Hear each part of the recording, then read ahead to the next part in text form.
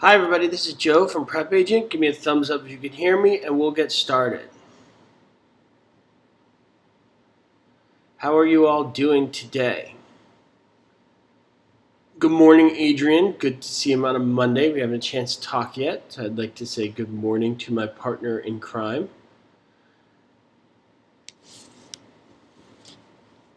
I shouldn't use that expression with real estate, should I? My partner in happiness and bliss and personal development. Is that better?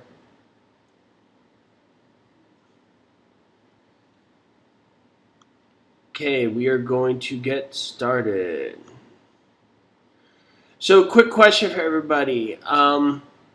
We have property ownership that we're doing today, but we are also doing that later this week. So if you guys would like me to do a different topic, let me know and I could do that. So if you guys want me to continue with property ownership, say yes. If you would like me to do a topic that we're not doing this week, such as property transfer, agency, one of those, say something different, because we are doing property ownership. When are we doing it, Adrian? We're doing it again on, I believe, Thursday. Thursday we're doing property ownership. What do you guys think? I see one vote for property transfer. Anybody else? Got another one for property transfer.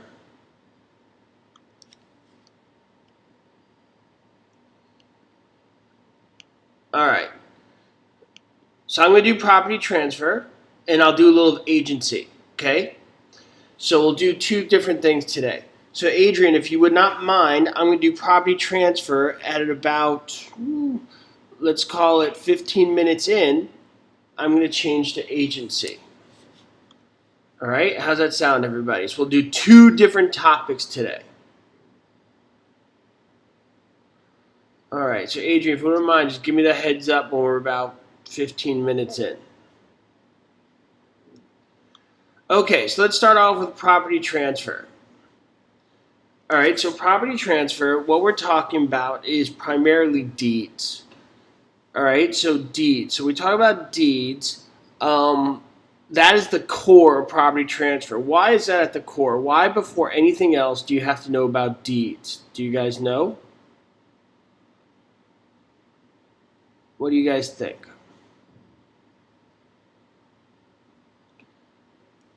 So deeds, why is that at the core of every property transfer conversation? Because it's evidence of the transfer. Good job, Marta Grissom. Excellent, because that's the evidence of the transfer. Okay, so that is property transfer. You got the evidence of the transfer. Good, and that's the deed. So that's the most important thing. You can't talk about property transfer without understanding that deed is evidence of a transfer. What is title? What is title? What do you guys think? What does title represent?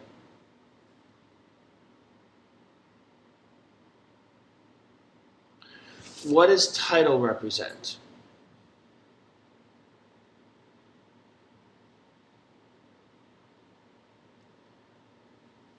So title represents ownership. Nice job, Sahira. That is ownership. Good. You got different types of deeds. Who could tell me the different types of deeds that come up? So there's lots of different types of deeds, but let's primarily talk about the ones that you need to know for your real estate exam. What are the different types of deeds?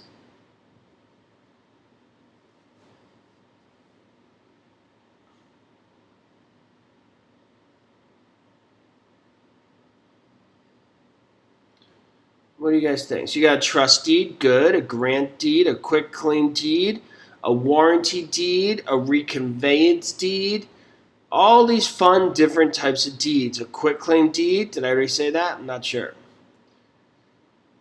Okay, trust deed varies upon what state you're in, how much you need to know about that. So we're not going to talk about trust deeds today, but if you do want to know about trust deeds, I do a video about trust deeds, which is very helpful. Okay? But you guys should know that a trust deed is a three-party system. A mortgage is a two-party system. All right, mortgage is a mortgagor, mortgagee. A trust deed as a trustor, trustee, and beneficiary. And depending on your state, you got to know different levels of that. But no matter what state you're in, you should know that minimum information. Everybody got it? Right? Got it. Okay. So if it's more applicable to your state, you got to know more detail about trust deeds. No matter what state you're in, though, you should know a trust deed is those three parties, the trustor, trustee, and beneficiary.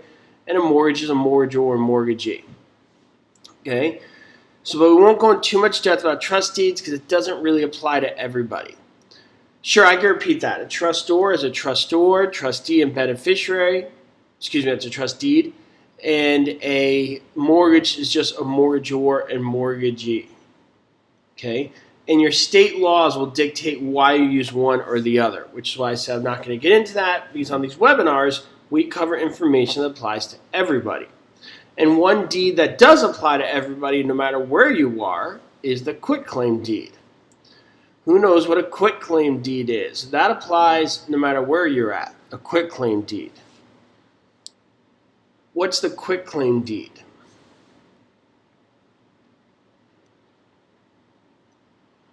What do you guys think?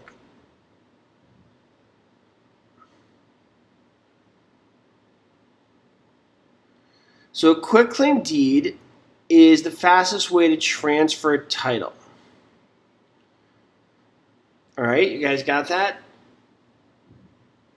I know a lot of you guys like to memorize fancy wording, like no express or implied warranties. Anybody come across that in your studies? No expressed or implied warranties. And you read that, you're like, got it, no express implied warranties. Read it, express implied warranties. What does express what the hell does that mean? Right? Like, you guys ever read a definition, you memorize and you think you understand, but if I say, okay, explain to me what you just read, you're like, I don't know, it's just something in my book. Okay, so a quitclaim deed is just basically you're signing over the property to somebody else. So what do they mean by that thing, no expressed or implied warranties? So we're not just reading some fancy legalese. What does that mean? What does that actually mean in real life terms? What do you guys think? What does that actually mean?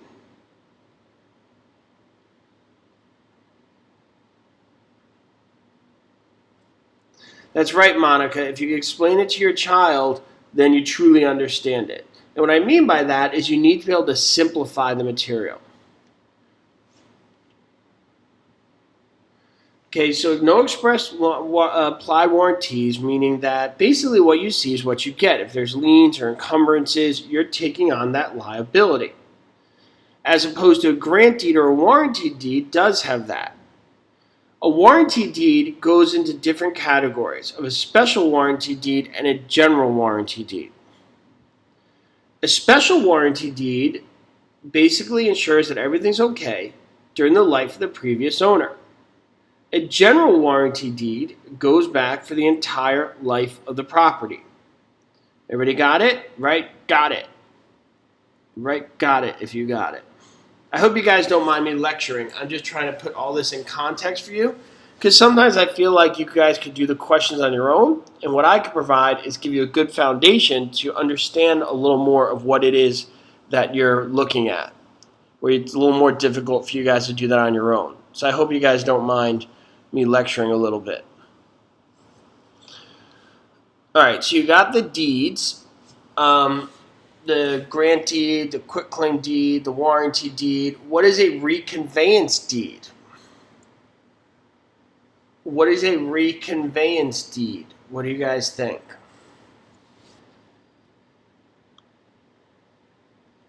What's a reconveyance deed? Thanks, guys.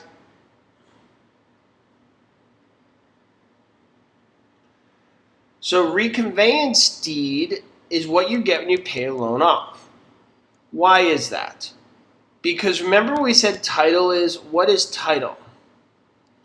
What is title? What do you guys think? What does title mean?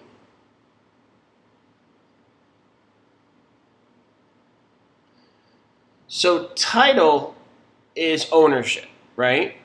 Now we said title is ownership. There's two main types of title that come up for your exam. Equitable title and legal title. Right, guys? We got that equitable title and legal title.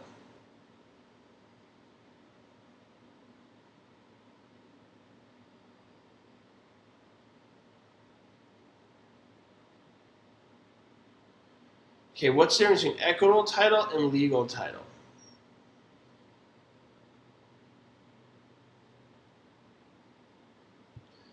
So equitable title represents right to use and possess, whereas legal title represents right to sell. What else does equitable title give you other than the right to use and possess? What do you guys think?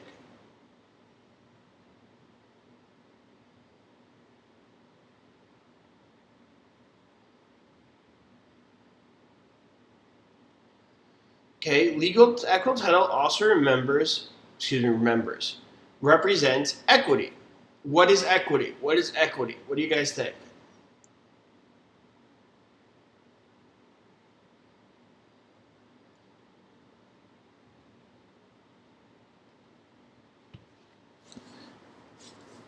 Equity represents your interest in the property above and beyond all liens against it. That's right, cookies. So the stuffy definition of equity is the interest in the property above and beyond all liens against it. That's right, guys. I like to say what you could go home and buy a cookie with. Interest in the property above and beyond all liens against it.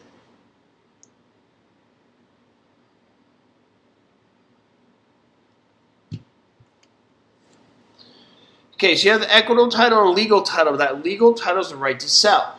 And when you pay off your loan, regardless if it's a mortgage or a trust deed, you're going to get that legal title back. And the way you get it back is it gets transferred, and that's what that reconveyance deed is all about.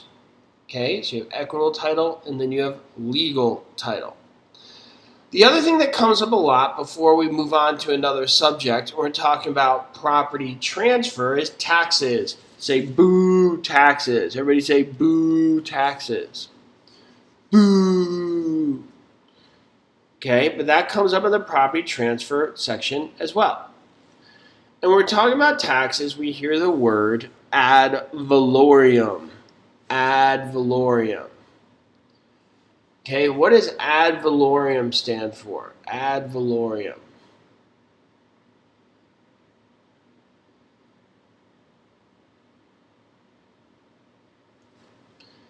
Ad valorem is Latin for according to value.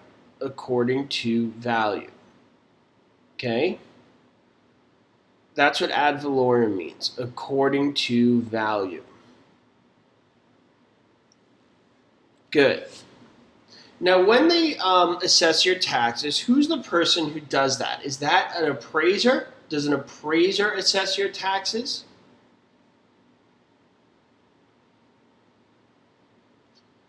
What do you guys think? Does an appraiser assess your taxes? The assessor assesses your taxes. Can the appraiser look at the assessor's records to determine their results in their value?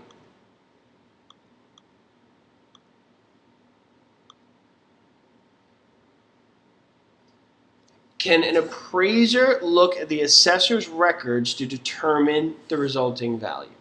No, they have to do their own independent study. Good job, everybody. It has to be independent. That's important. You need to know that. The other thing that comes up when we talk about taxes, which is within this property transfer section, which we've been talking about today, is this thing called a 1031 tax deferred exchange. If you've heard of this, write me.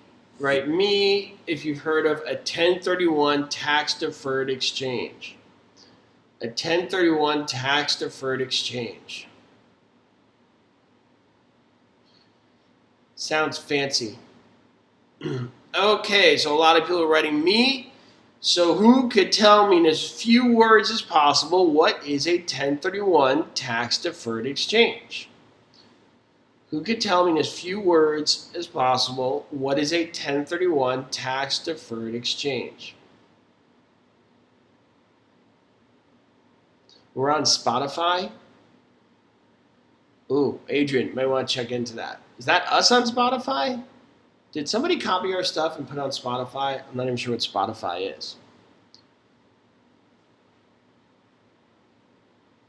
Unfortunately, there's a lot of people who copy our stuff and sell it as their own. They say that's the best form of flattery, but I'm not feeling that flattered by that. Oh, is that the podcast? We do have a podcast. Thank you, Adrian. Okay, a 1031 tax-deferred exchange is when you take the old property and put it into the new one. When you do that, there's a day limit. Okay?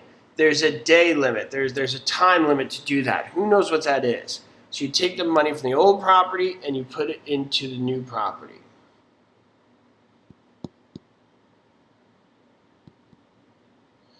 "45 days to identify that new property and 180 days to close.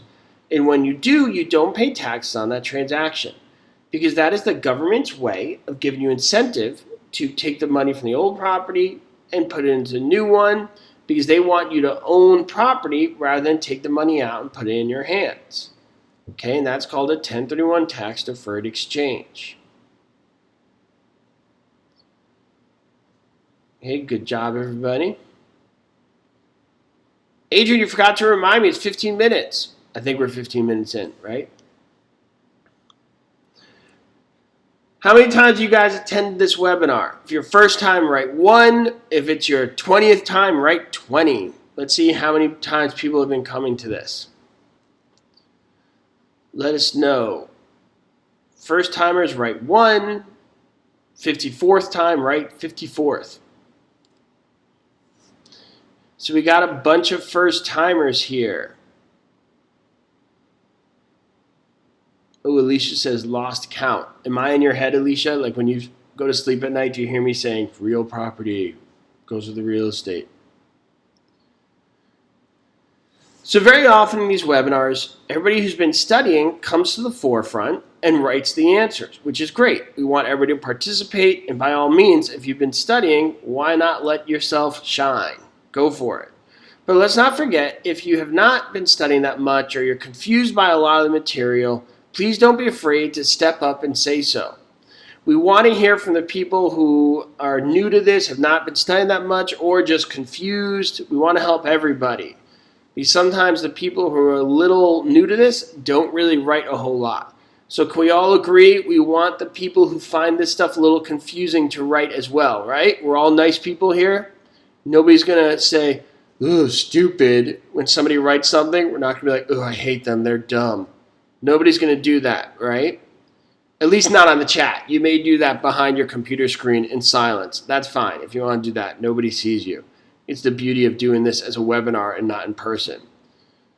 You could totally say to yourself, like, "Oh my God, they're so stupid," and nobody will know it. I mean, you guys might even be saying that about me right now. Who knows?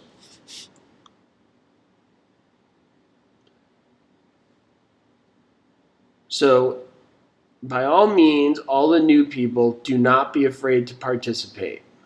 No judgment, at least not publicly. Okay, so moving on to the other topic is agency. De nada, Lupe. Okay, so when you have agency, all right, what is the essentials of a valid agency? So we talked about learning about agency.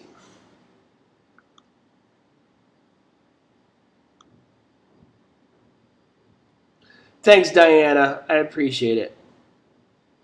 What are the essentials of an agency? Who knows? The essentials of an agency. Doo, doo, doo, doo. A cold. Nice job, Ayan De Vera. I had trouble saying your first name. I hope I didn't ruin it. I apologize if I did. Ayan. Okay, so you got a cold: accountability, confidentiality, obedience, loyalty, and disclosure. Accountability, confidentiality, obedience, loyalty, and disclosure. Much like deeds that we discussed before, there's different types of agencies. Isn't that annoying? There's all these variations of everything. Okay, so when you have your agency, there's different types of agencies. Who can tell me some different types of agencies? What are some different types of agencies? What do you guys think?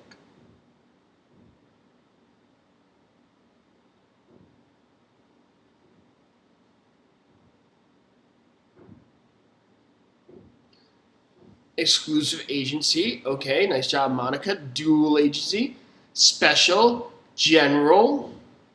You got implied, right? Let's not forget about implied agency. Universal agency, nice job, Chris Baker. So let's start with the responsibilities, okay? So you get this special, general, and universal. Anybody ever heard of these? Special agency, general agency, and universal agency. Who's heard of these things? Special agency, general agency, and universal agency. You guys heard of it? Right, heard of it.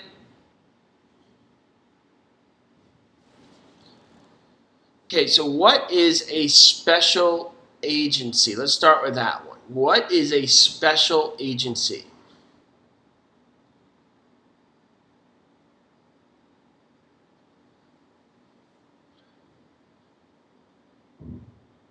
Okay, we are special agents, Natalia says. Like James Bond, right, Natalia? Okay, a special agent, it's a special agent, and what they're referring to is the amount of responsibility you have.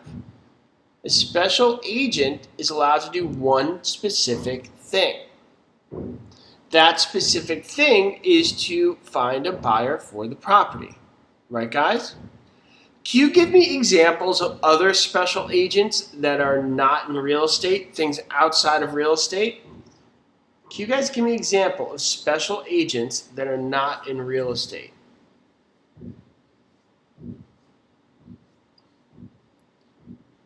What do you guys think? So an accountant, nice job, Alexis. Alexis M. Fried nailed it. An accountant would be a great example. So a lawyer's a little trickier. That depends on what they are doing for you. Okay? If an accountant does your taxes, you're on your way. All right, guys? So you got that special agent. Now, general agent is somebody who is allowed to do specific tasks for an unlimited amount of time. You got that? So they do specific tasks for an unlimited amount of time. That would be like a property manager, property owner, not obviously. So a property manager would be a general agent, because it's continued relationship. It's a continued relationship. Everybody got that? Whereas the special agency, it's not a continued relationship. Once that one act is done, that relationship is over. And when I say relationship, what I'm talking about is your fiduciary relationship, your fiduciary duty. And the key thing about the fiduciary duty, well, you guys tell me, what does it mean to be a fiduciary? What is a fiduciary?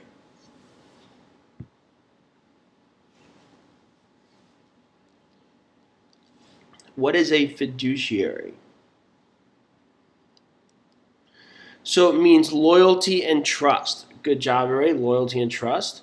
So that relationship ends after that one act is completed. You got it, guys? Now, on the other hand, okay, in a general agency, it continues. It continues. Now, the universal agent, you do many acts for a limited periods of time. You do many acts for an unlimited period of time. Like a butler, because they manage the whole mansion. What was that show with that butler? That sitcom? I feel like there's a lot of them. Now it's going to be bothering me. I know Fresh Prince of Bel-Air had a butler. Some other ones had a butler as well. There's that one with a kid, Wesley, and Bob Euchre was the dad. Mr. Belvedere. Mr. Belvedere. Oh, took me a second. He was the butler. Okay, so that would be like a general agency. Like a bodyguard would be a general agency. Well, they'd probably be more of a, the butler would be a universal agency. A universal agency. A lawyer that's on staff would be a universal agent because they handle a lot of things for an indeterminable amount of time. Everybody get it? We may be a little flawed in figuring out examples, but the definition of it is special agency, one act, limited amount of time. General agent, one act, undefined period of time. Universal agent, unlimited acts, undefined period of time. Has everybody got it? And we could try and sit here and try and think of examples all day, but we get the definition. Everybody got that? Right, got it. Okay, so you have those different types of agencies. Okay, and one thing that comes up for a lot of people, some states it's illegal, some it's not. Either way, when you do it, there's got to be a lot of disclosure involved, is this thing called a dual agency. Who here could say about dual agency? Andre Johnson says, can you say it again? Sure, no problem. A special agent is one act for a specific period of time. A general agent is one act for an indeterminate amount of time. And a universal agent is multiple acts for an undetermined period of time. Okay, so what is a dual agent? What is a dual agent?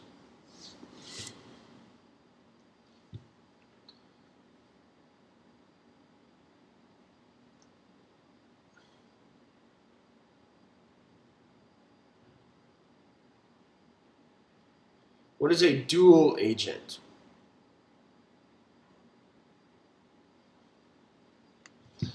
Okay, it's when the brokers represent the buyer and the seller. That must be disclosed because you got to let them know that you got a vested interest in your competition.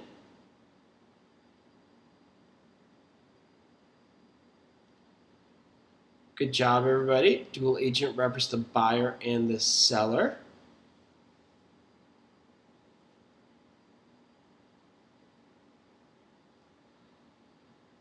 Okay. Let's look at a question on the board. I've been doing a lot of talking. So let's look at a question here on the board.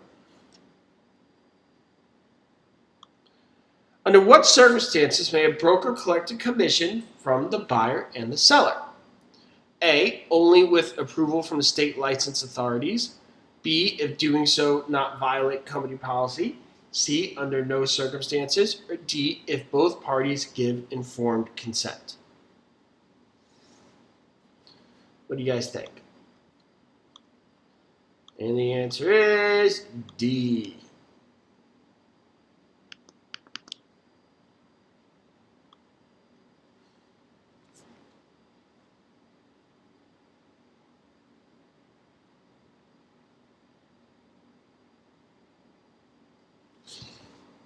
A representative with full authority to bind principal to all agreement is A, accidental agent, B, double agent, C, a general agent, or D, a special agent.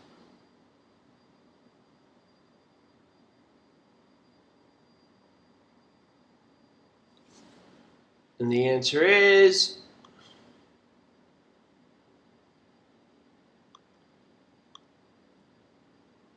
C, a general agent. Ooh, I clicked the wrong one.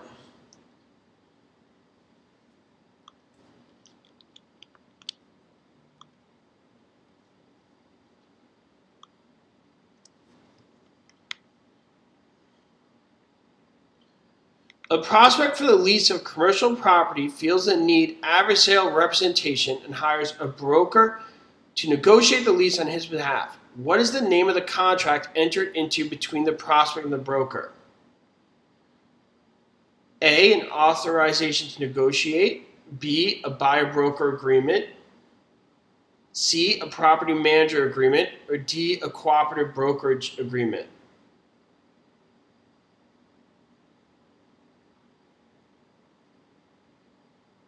What do you guys think?